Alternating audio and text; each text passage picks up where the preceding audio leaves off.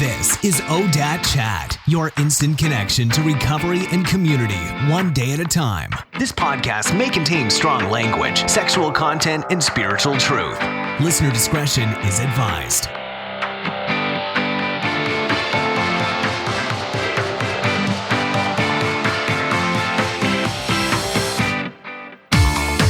Hi, friend. Thank you for joining me on the ODAT Chat podcast. My name is Arlena, and I'll be your host.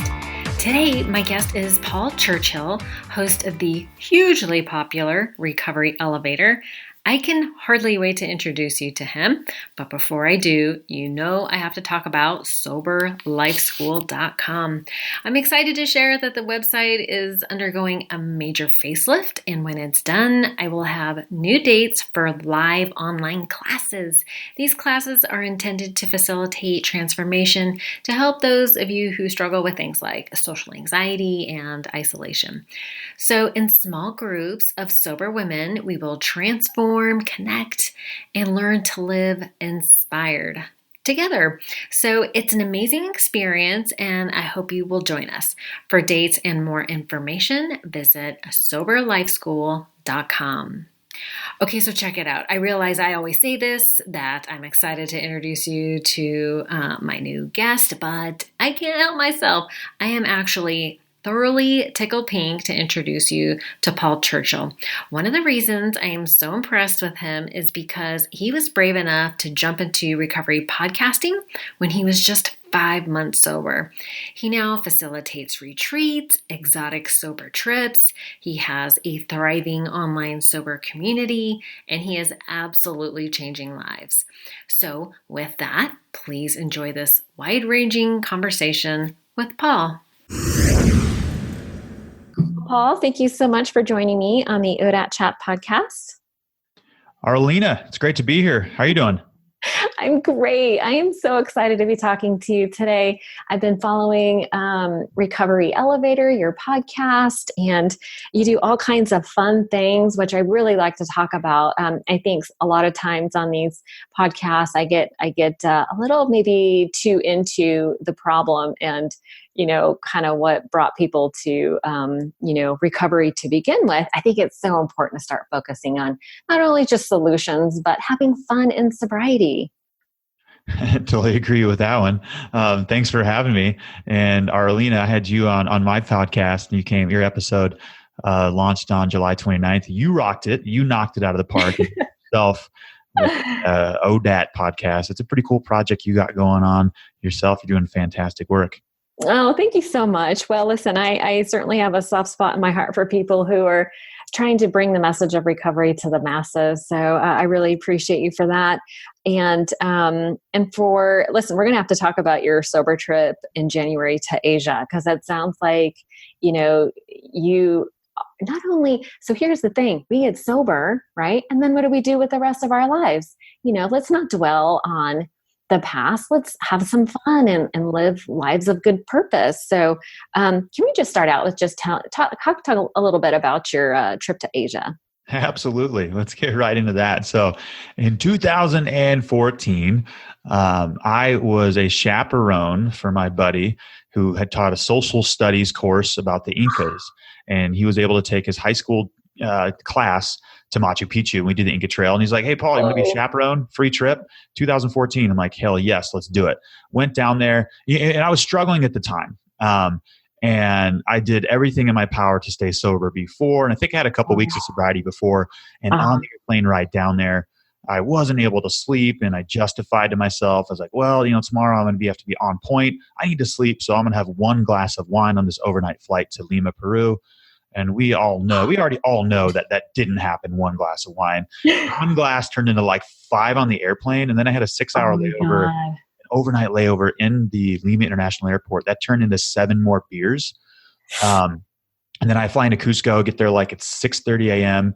And I walk past the guy who's holding the sign that says Paul Churchill, like my taxi driver, walk right past him, go to the bar in the airport. It's like 7:45. I drink, I think maybe like my 10th drink. Oh man. Yeah. And then the taxi driver takes me to the hotel where the kids are staying. And my buddy's like, "Everybody, this is Mr. Churchill." Mr. Churchill. it's not funny. It kind of is. Nobody knew I was drinking up until that moment. My breath probably reeked of alcohol. And I came clean to my best friend, Brady, who's in my fantasy football league. And he's been a huge support for me on this journey. But I did the trip with him for like 12 days and I didn't drink. I was a chaperone, sober chaperone for these kids. And then my plan was to stay another like month and a half or 2 months in South America. And so I said goodbye to the kids. And I was like, here goes the next chapter of my sober life. I'm going to cruise around Peru, Bolivia, Argentina, Chile, and without any alcohol. I was drunk 5 hours later. Oh, shoot. Yeah. And so what should have been like this trip of a lifetime, because the itinerary was incredible. It was incredible. It sucked, Arlene. It was terrible. I mean, I was like the whole time. Like I did the cognitive discourse gauntlet with that. For example, like I did 3 days in Bolivia without alcohol. I did a tour. Were you miserable though? Well, here's the thing, like alcohol wasn't served. I did a jungle tour in the Amazon, on the Amazon River. There was no alcohol. So I left that tour. I'm like, I can't have a problem with alcohol. There's no way I'm an alcoholic. I just did 3 days. Yeah. And then I would just go big. Like I took a 15-hour bus ride over the Andes and threw up on myself. I won't be able to sleep. I need vodka.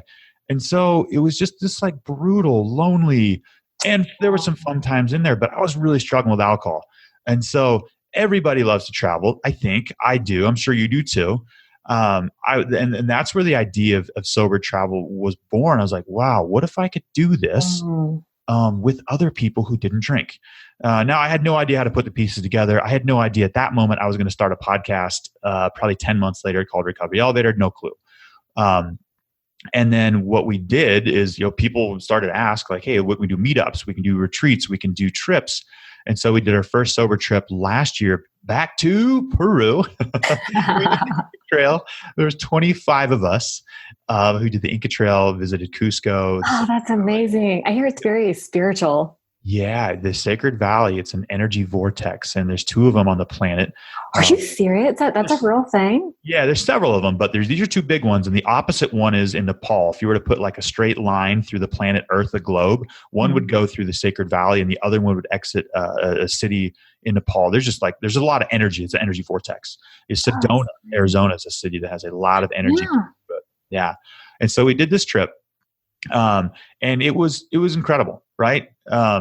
We get up early, and we do things that we don't drink. Like we actually go and travel, and we use the full 12, 15 to 18 hours in a day, where we've all been on these trips where we want to go travel, but then wait a second, I'm hungover for half the day, or I'm sleeping until noon or 10 a.m. So half the trip's even gone. And some of us, including myself, we've even had trips where the whole thing is just wasted. And in these trips, it's not so much you get a group of people that can't do something, like we can't drink alcohol. It's not even the problem. We don't even talk about it. It's we get a group of people together that want to do things, and we just don't drink. And that's the mindset behind these trips. It's not like we're moping around and be like, oh, I guess we'll do that. We can't drink. It's not even the issue, right? And it's also, we have like workshops built in, and the connection happens so fast, Arlena.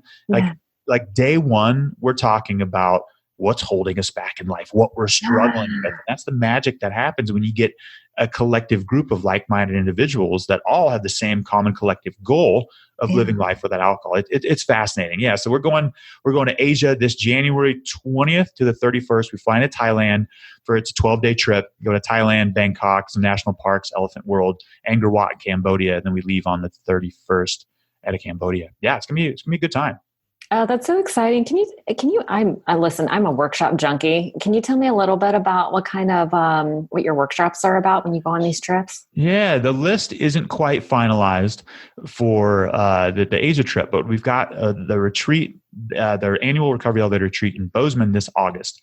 And for that, we have changing the narrative around your story. It's what we're going to do is change the vibrational frequency around your story. I've got a meditation guru coming in. Her name is Elaine Huang from Embodiment of Freedom. She's going to be doing an 1.5-hour meditation workshop. We're doing breath work. I've got Clarity Breath Work certified workshop presenters coming to do that. There's three others that we're going to do. I'm trying to think what they are off the top of my head. Where's Bozeman? Bozeman is in the southwest corner of Montana. Yeah. Oh, we're also doing a somatics, a Hannah somatics licensed practitioner is doing that. It's calming the mind using your pathways to your central nervous system. Another one is we're doing brain spotting, which allows you to drop into spots in the brain and body where past traumas are stored and releasing that energy. And so the workshops are awesome. They are. However, I want to be clear, they're completely secondary to the relationships and the connections you're going to make. Does that make sense, Arlena? Oh yeah, absolutely. I mean, once you go through an experience like this with somebody, I feel like it bonds you for life, not unlike, it's interesting. It's like when you go out drinking, it's a very bonding experience. Like I'm a sales girl, right? And they always tell you to take your customers out.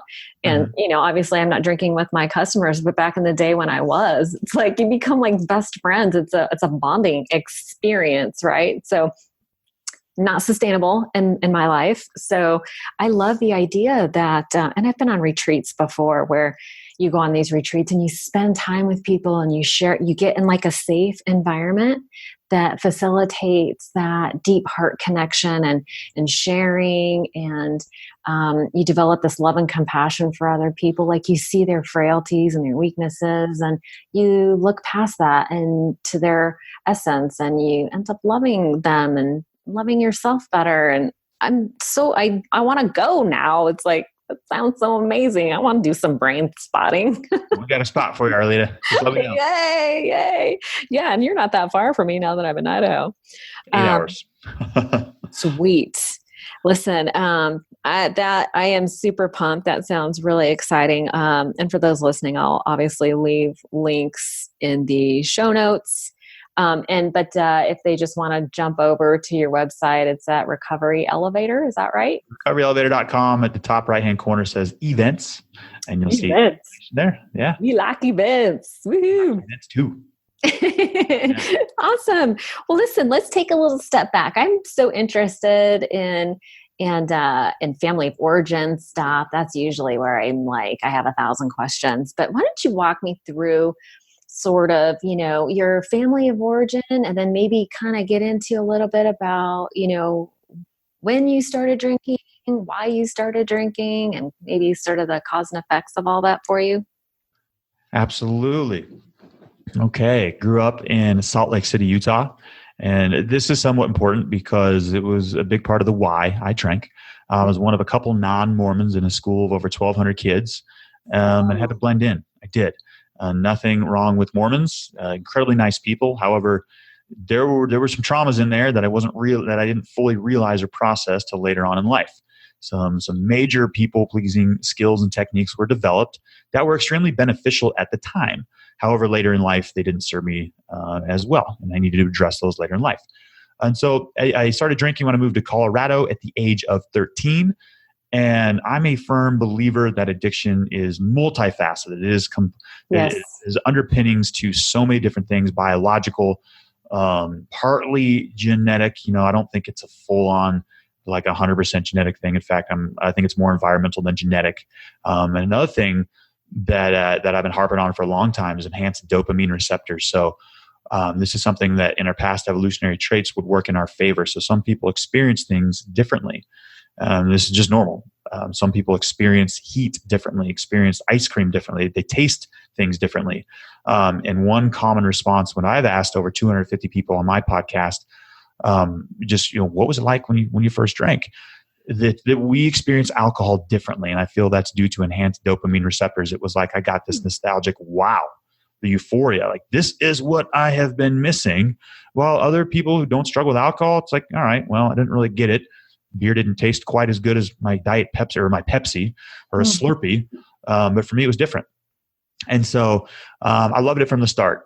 Now, I was a normal drinker, or shall I say, I didn't have a problem, or I didn't question my drinking till the age of 22.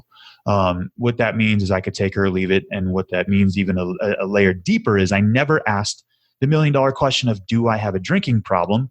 Which essentially simply asking that question answers the question. It's just people who don't have problems with alcohol, they rarely, or if ever, say, I wonder if I have a drinking problem. They don't ask that question because they don't have a drinking problem. So I started to ask that question right around the age of 21, 22. I had a rough summer where I had my heart broken in a relationship, and I used to be in bands. I played guitar in bands. We not toured, but we played a bunch of venues and clubs in Hollywood and LA and San Diego and Santa Barbara. That band broke up in that summer of, I think it was 2004, 2003.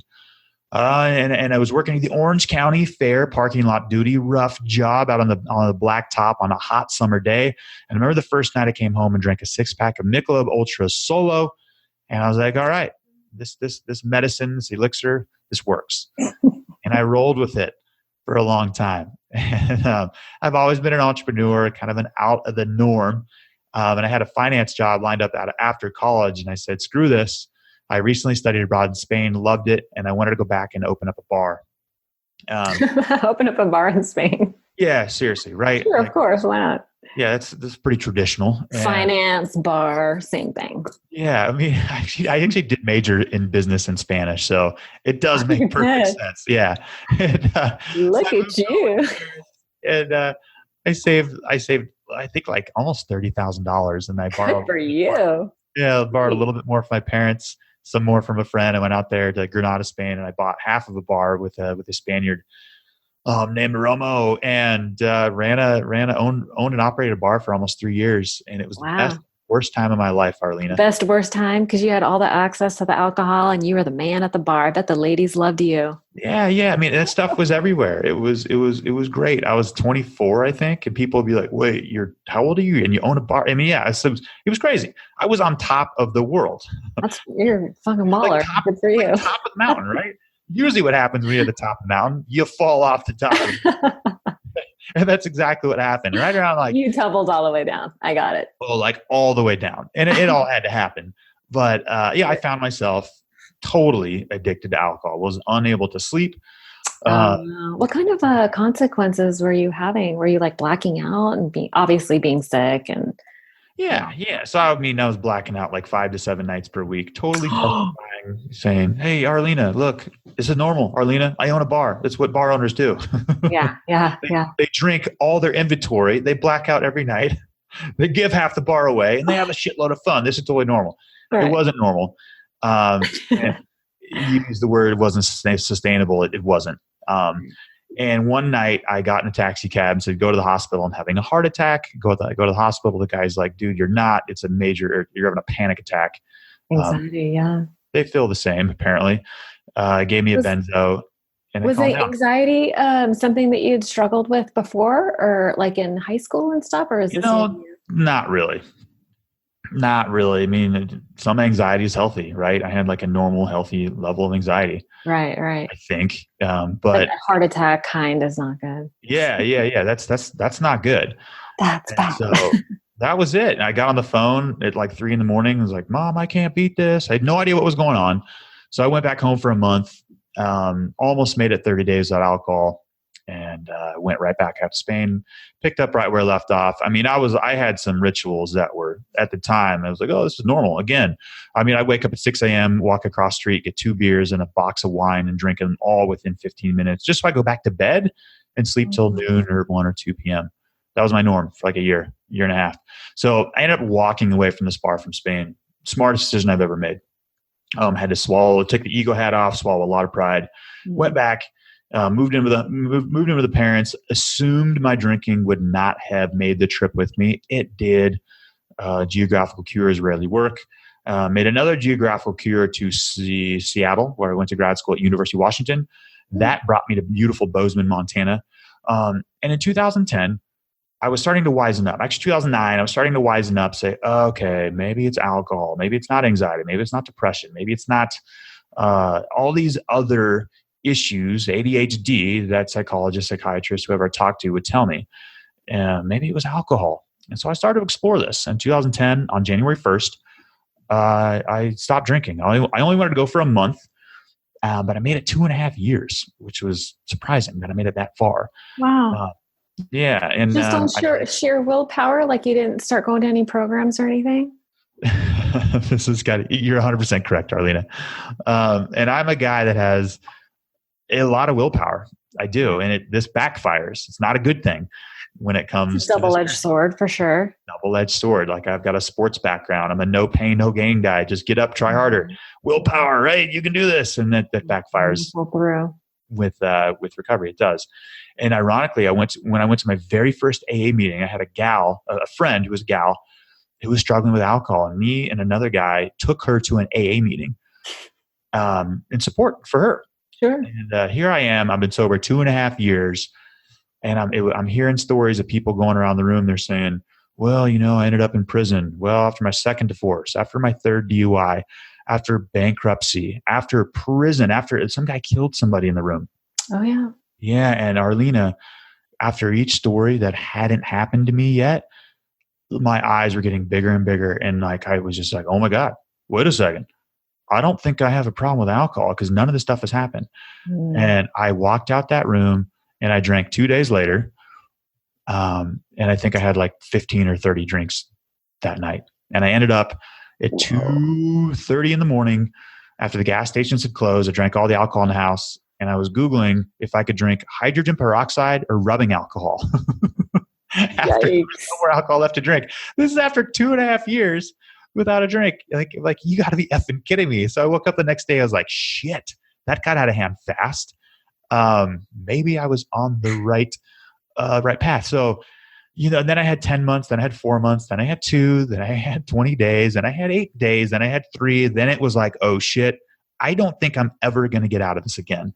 And that's where the 2014, we already covered like the Peru Machu Picchu trip, that trip to South America. That was a rough summer. Was that what you were considered to be your bottom, that trip? No, I had a failed suicide attempt in 2014.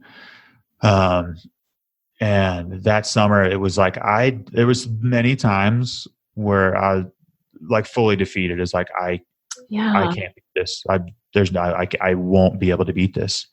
And suicide was like the best option. And it was kind of an accidental suicide attempt. So I went to a psychiatrist, and my psychiatrist wasn't in. So somebody filling in for them prescribed me like 30 Xanax or benzos. And normally I would request that gal would only give me like 1 or 2.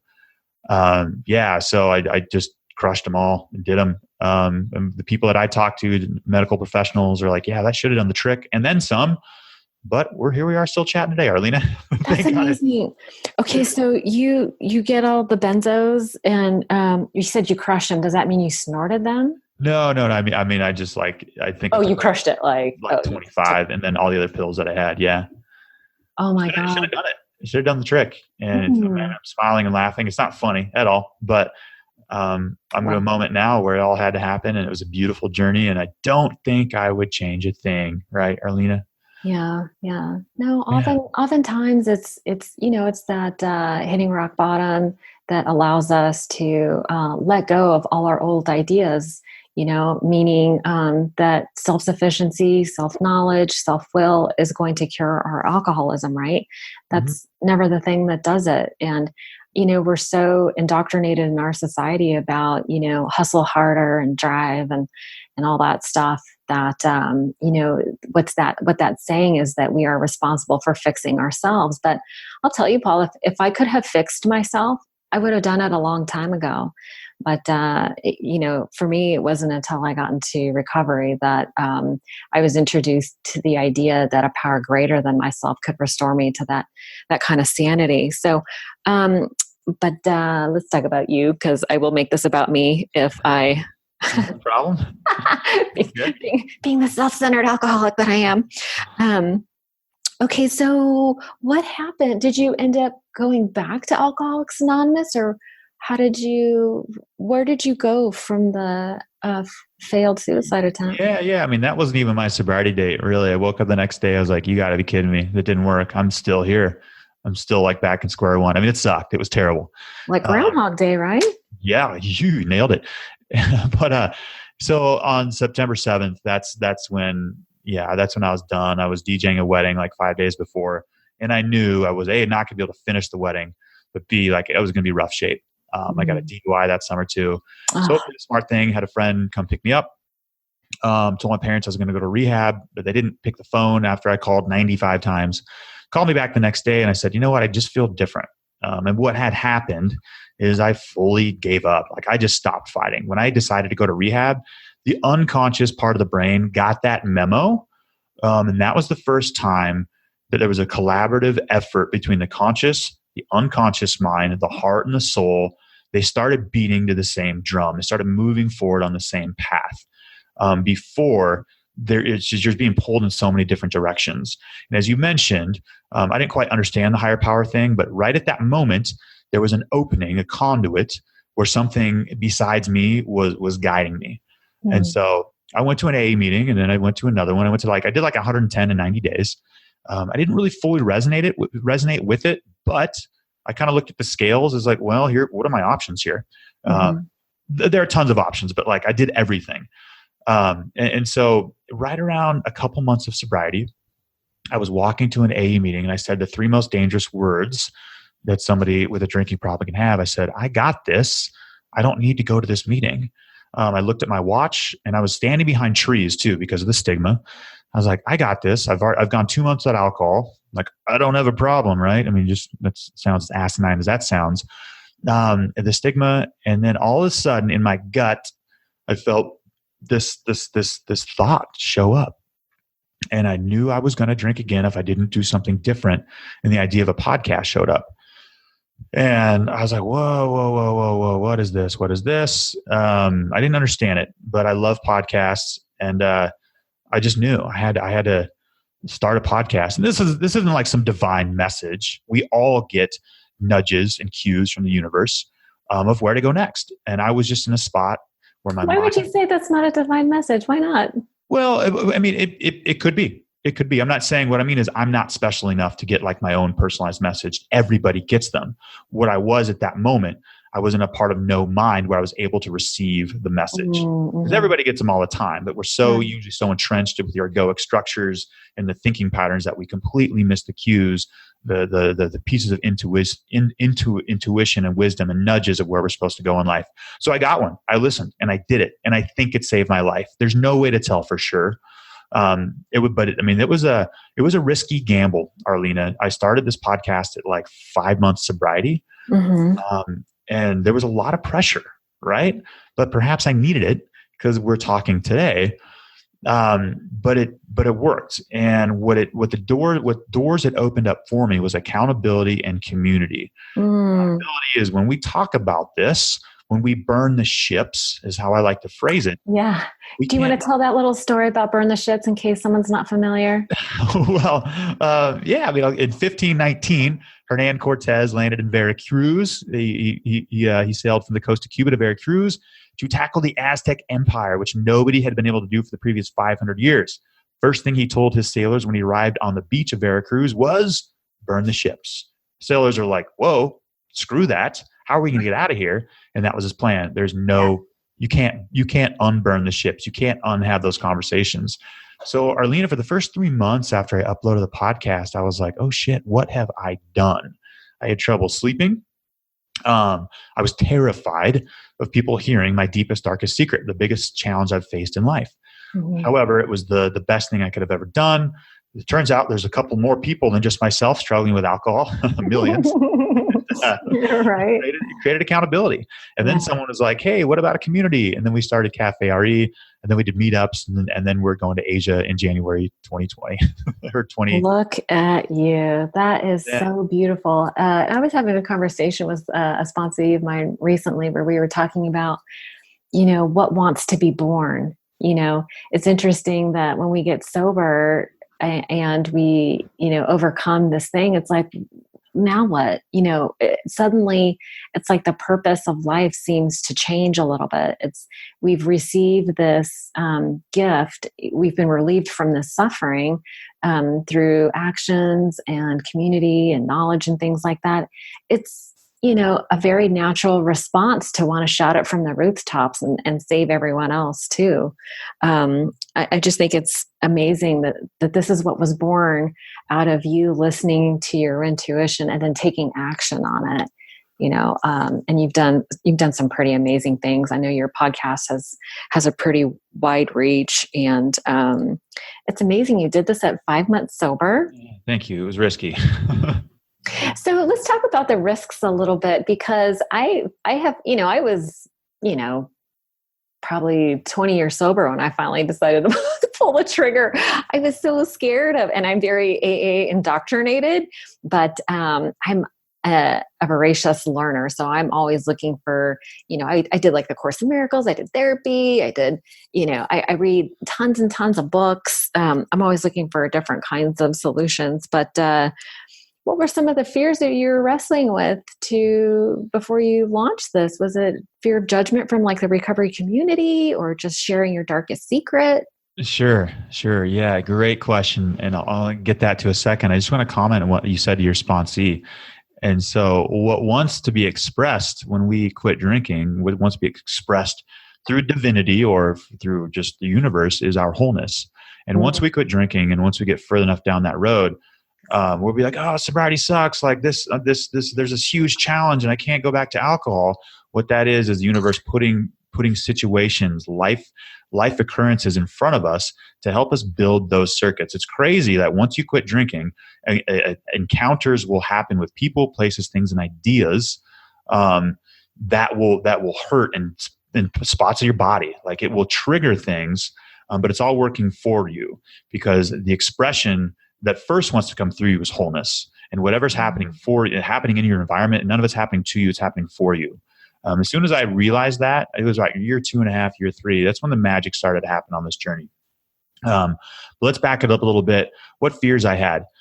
Like there was, with the whole AA thing, there's traditions and rules, et cetera, et cetera. And I was fearful of that. Of course I was. I know other people on the podcast have been as well, which kind of sucks, right? Like, I want to like do this project to help other people drinking, but I'm afraid I'm going to make people mad who are in AA, so I'm not going to do it. Yeah. It's stupid. I'm sorry. It's just stupid. And well, I've got as Bill sees it, an anonymity, and it's completely bass backwards how Bill saw anonymity from the start. From 1935 when AA was started, from where it's at now, the anonymity now is like, I hate to say it, sometimes like a curtain of shame that people can comfortably stand behind. However, I can tell you my fear was, and feel free to debate that if you want, but I can tell you my fear is completely false. Like even the people in AA have been so supportive of it. Never has there been a time where everybody in AA, out of AA, we're so ready to have this conversation, and people want to talk about it. Like people don't want to be anonymous anymore. This, like you see, it's just bubbling up. Of course, it needs to be anonymous for the people in there. It's a safe landing spot. What's said there has to stay there. But there's no way we're going to blast through this stigma if we keep it buttoned up and never talk about it. No, I will not debate you on that. As a matter of fact, I will say that if anybody that's an AA big book thumper or student, if you go back and read the literature, they started it anonymously because the response that they were getting was so overwhelming that the few people who were there to help were just overwhelmed by the amount of inquiries they were getting. It's like they just couldn't handle all the requests that were coming in. So that's why they remained anonymous. It wasn't to hide behind the curtain of shame, like you were saying. And I think that's what it's become. It's, it's sort of a paradox where we do, like people go to therapy because you can talk to a therapist in confidence, like they're legally bound to keep your secrets, right? You need a safe place to air out all your bullshit, because all that shame, that's what keeps people from being honest. So it's kind of like, it's one of those double-edged swords, right? You need a safe place to talk, right? But I think they're confusing. I think it's time to change some of the traditions about anonymity. Mostly because mainstream media is telling our stories. And I feel like we should tell our own stories. Like we shouldn't allow an interpretation of our stories to hit mainstream media. We need to be able to speak for ourselves. So that's kind of why I decided. I totally agree with that. That's why I decided to do it. I actually had a girlfriend. I was wrestling. Like I had one of those inspired ideas. It's like one of those. it was like this idea that came on my heart. And it was like, I really want to do this. I had been doing a sales podcast and I really wanted to do one recovery, but I was afraid of what my community might say. And then I had a girlfriend that passed away. She was at an AA meeting at 6 a.m. and died at 9 in a car accident. Whoa. And she and I were about the same age. And I thought, I cannot let this dream die in me. You know what I mean? It was like one of those things that wanted to be born.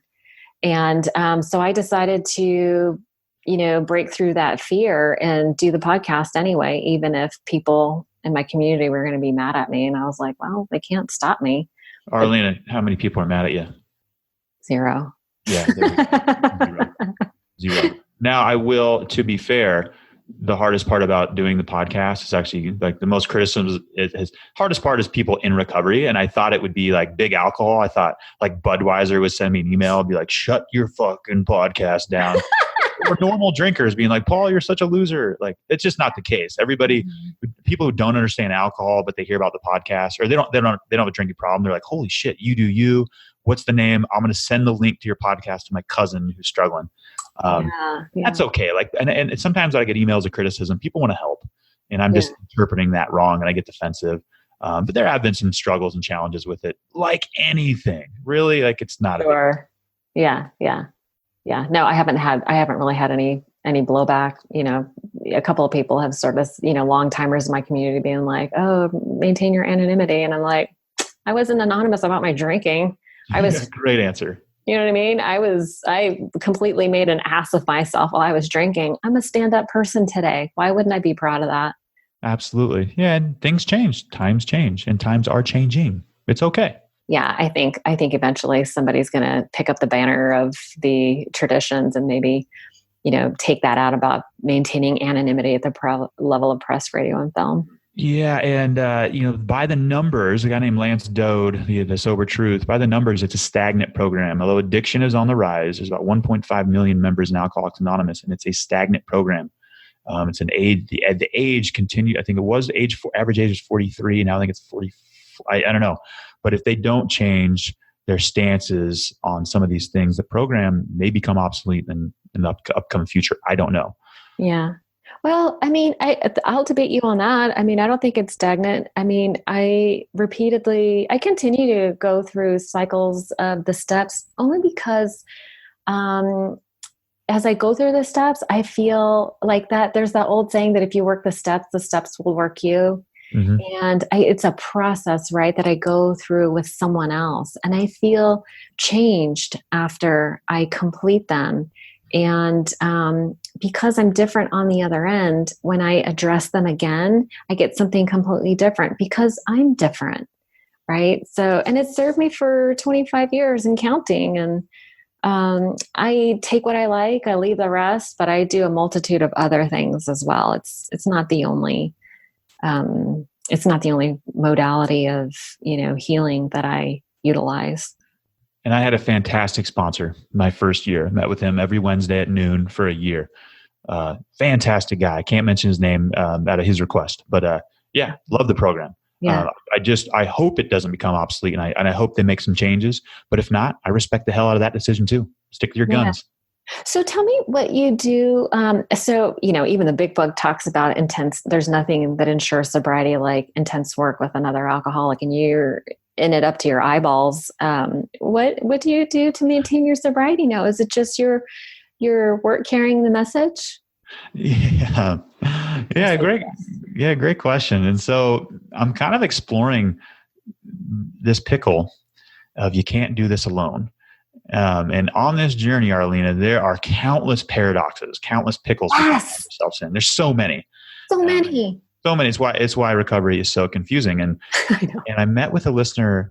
He was passing through town, and we had coffee. And he's like, "Hey, I just got a quick question, Paul. Like, you can't do this alone, but at the end of the day, like, you kind of have to." And I was like, "You know what? You're totally right." And what it means is it's internal versus external. And this is a concept that I've been exploring a lot this past year. So internal is where the connection will be bridged. And I feel addiction is an issue of disconnections where the heart and soul. Agreed. right? There's a disconnection with authentic relationships. There's a disconnection. There's self-loathing within. There's a disconnection with the mind, the body, and spirit. And we try to mollify this disconnection with external substances. The best solution the mind thought of was alcohol, and that worked for a long time, then it backfired. Okay, so we've got external ways to mollify the internal environment. And we can't do this alone. And the way most of us start when we get sober, including myself, is we can't do this alone, and we find external communities. We work with other struggling alcoholics. We work with other people who want to quit drinking. Great way, great start. However, this is still working with external items in our external environment to mitigate the internal turmoil, to bridge the internal gap. Like I said, fantastic way to start. And I don't think it'll ever end for me. However, you can kind of see the pitfalls with this. What happens if you move? What happens if you get in an argument with somebody? There's a lot of stuff that can happen. And so what I've been focusing on this last year is more the internal of going internal. And this is where the stuff of meditation comes into play, of sitting. I have sat, there's this bench by my office that I probably log 5 to 7 hours a week there. And wow. At first it was tough, Arlena. It's tough. Like sitting solo by myself, like that's terrible. I was miserable. Mm-hmm. But I knew I had to push through that and just sit and be. And I've doubled down big time on meditation and just sitting and being with myself. It's okay to have a Friday night alone, me, myself, and a dog, just a campfire up in beautiful in the forest of Montana. Mm-hmm. And so that's been a shift in the last couple of years of mine, is how I'm really building the circuits and getting my sobriety fuel of things that aren't contingent on external items. But like I said, I mean, that's how I started, was just everything was external. Pastry, Reese's Pieces, money, other people that didn't drink, right? Everything was external. Yeah. And I won't say I'm wisening up. It's just the body told me where to go next. And the body was like, okay, this is great, but we need to learn how to be still, to sit silently and be okay and even enjoy it. Yeah. That's step 11. No, I think that's very common. Like when I first got sober, I was all about the community and the fellowship, and then we do bump up against other people that are like us. I mean, AA is not the hotbed of mental health, but we get to practice loving other people while they're expressing their character defects, which I think allows us to sort of find love and compassion for ourselves as we wrestle with our own. But I love the idea of balancing the external, and like it's like you sounded like you're evolving, and you know, you kind of outgrew the extreme focus on external, and now it's like you've evolved and you need something deeper and more sustainable. You know, even, you know, I don't mean to keep harping on the big book. I don't consider myself a thumper, but you know, it does talk about there will come a time when no human power could have relieved your alcoholism, right? You need to develop that relationship, dare say, with like a higher power. And I'm just curious, where are you in terms of higher power? Like, how do you describe it or experience it? Maybe through meditation, or can you walk me through that a little bit? Yeah, Arlena, great question. So the 12 steps of AA is not a religious program, despite I think 5 out of 12 or 7 out of 12 have a direct reference to God. It's not a religious program at all. Yeah. It is a spiritual program, 100%. Yeah. And I have not chosen to go down a spiritual path, but I am being fully pulled, and I have to listen. I can't ignore that. And I'm a firm believer that this is where we must go. And I don't want to say spiritual, but where we must go is internal. And if we go internal long enough, then we start to see, okay, there is way more going on than we can see. In fact, quantum physics shows that really 3 to 4% of what we see is only, we only see 3 to 4% of what it actually is. And similarly, so Bill W. in 1934 took a powerful plant medicine called belladonna. This is a powerful hallucinogenic, right? And many people don't know that AA might not exist had it not have been for a powerful psychedelic trip. Mm-hmm. In April of 2018, I did an ayahuasca retreat in Costa Rica. Oh my God. Don't let me forget to ask you about that because ayahuasca. Yeah. And it blew my mind, and it's a similar result from other people, what I've heard. And since then, it cracked open the spirituality component inside me, which is beautiful. Colors are more vibrant on trees. Things smell different. Sunsets look different. The sky, the way the clouds are moving, they look different. 95% of the time, this is beautiful. 5% of the time, I'm like, oh shit, this is scary. Because it's altering consciousness. It's like you had a guide, I would imagine. What's that? You had a guide during your ayahuasca experience? Definitely. Yeah, I went to a place called Rhythmia in Costa Rica. Highly recommended. It's a 5-star resort. Incredibly gifted shamans. Ayahuasca is not the answer, but it will definitely give you some signposts of where to go. Mm-hmm. It's one of the most powerful, profound healing tool. In fact, some of these plant medicines, including cannabis, and I'm going to with CBD oil, right? I mean, there's cannabis, there's ways to extract the THC, but we're seeing a huge proliferation of CBD oils that can simply rebalance the body has an endocannabinoid system that can get out of balance. Some of these authentic CBD oils can do that. Plant medicine, cannabis is a powerful plant medicine in the flower format. And even in the detoxification process, strands with THC have been proven to be way more beneficial than benzos and other treatments. We're starting to see psilocybin. I think that's in phase 3 of testing. I think within 3 to 4 to 5 years, you'll be able to do a psilocybin guided trip with a therapist. And what they're seeing with the stuff to treat depression, anxiety, and addiction, they haven't seen these results previously. Iboga is a powerful plant medicine that comes from Africa, and they're seeing to treat heroin. There's ibogaine clinics in Mexico and Costa Rica. And I think America will get their act together. They are with psilocybin, with some of these other plant medicines. And what it does, it allows your body and mind to do its own healing. You can get into an environment where you can almost lift the needle into those deepened grooves of thinking and actions and place the needle somewhere else. It's like a biological control alt delete. Mm-hmm. And it blew my mind, and I was forever changed after that. Do you happen to follow Tim Ferriss, his podcast? He's funding an incredible amount of research with some organizations in the UK that are studying how the use of ayahuasca and ibogaine to treat severe addictions. Have you seen that? I have not, but I have not from Tim Ferriss, but I've read several articles about that. Yeah, it's pretty fascinating. I'll link some of these articles. And, it's kind of a funny thing. Like, this is not something I feel like I'll ever be able to do because I kind of just want to refrain from all that stuff. But I do see the need for it in people that are, chronic relapsers, people who, I know some people who every time they relapse, take it to the brink of death. And I just don't, there's a few people I have in mind. I just don't know if they're going to survive. I've just seen so many people die over the years. So I think that in these cases, these real extreme cases, these are amazing therapies that are hopefully going to be tested and brought to the US. So, and listen, why are we having such a problem with these things where, people are on Xanax and like these opioid based drugs? It's like, it doesn't make it's not a lot of common sense to me. It's like we're using heroin, but we can't use these other medications that'll remove those mental blocks. Yeah. And makes no sense to me. And Arlena, I reached 3.5 years alcohol free, and I found myself stuck. I didn't know it, but my egoic structures were so intense. Yeah. The mind was taking me down a bad path. And, and so my plan was to go to Costa Rica, do this ayahuasca retreat and not talk about it.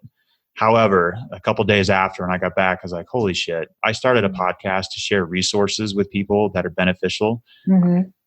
I wouldn't be true to my mission if I didn't talk about it.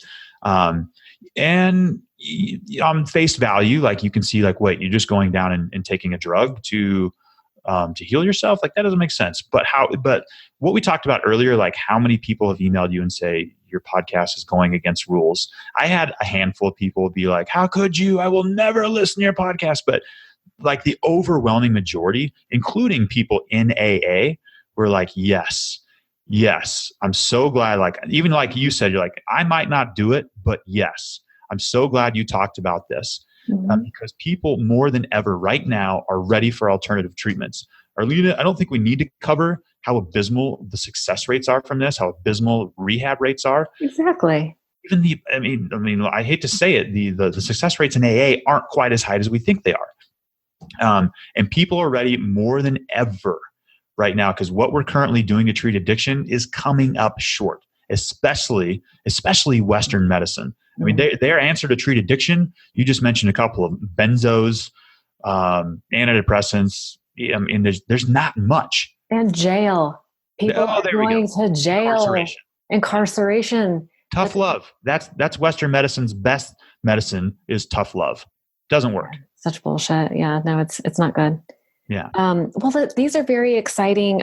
Do you know off the top of your head what podcast that was that you shared about your experience? 170. Oh, look at you.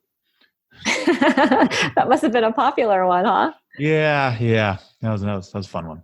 Yeah. Okay. I'm totally going to leave a link to that one because I think I can't wait to hear that. I haven't heard that one. So I'll leave a link to that one too. Listen, we booked an hour and I could talk to you forever. You have such, I really appreciate your thoughtfulness. You're clearly a really smart guy and I love what you're doing. I love what you're doing.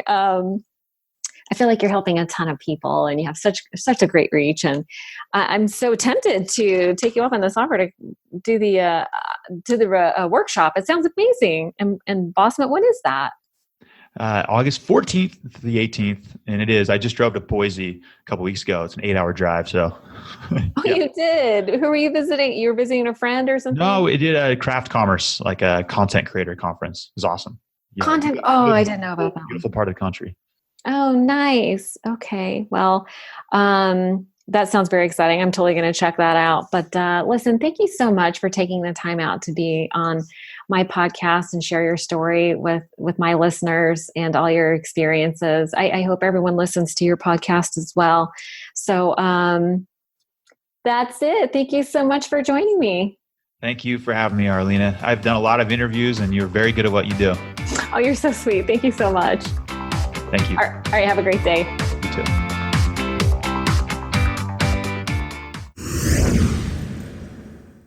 One last thing before you go, if you enjoyed the podcast today, please don't forget to subscribe on iTunes or Stitcher and leave a review. And if you'd like to make a donation to the podcast and help me keep the lights on, you can do so by visiting odatchat.com. There's a donation button or membership button on the right-hand side. Have a great day. Thank you so much for joining us.